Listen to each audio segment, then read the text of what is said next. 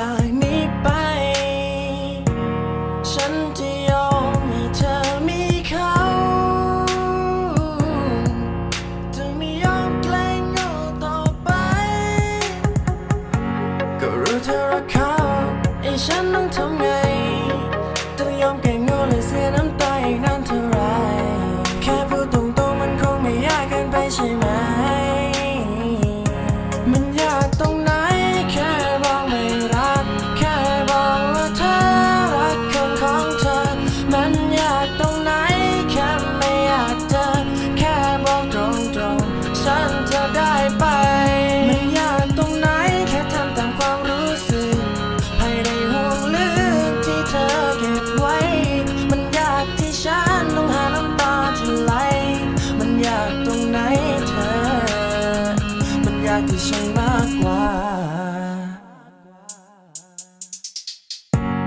ฉันก็พอจะรู้ดีว่าฉันไม่มีอย่างเขามีไม่ต้องถามหาหลอกความดีตั้งแต่เข้ามาฉันก็ผิดเลยทันทีเรื่องราวของเราฉันรู้อยู่เขาเข้ามาทีหลังแต่เขาถูกมันต่างจากฉันแม้ดีให้ตายคงไม่ได้แค่ควายที่เธอจูงเธอควรบอกฉันเรื่องนี้ก่อน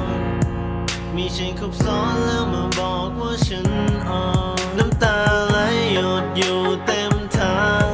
ฉันไม่ต้องการหลอกให้เธอเห็นเพราะที่เป็นอยู่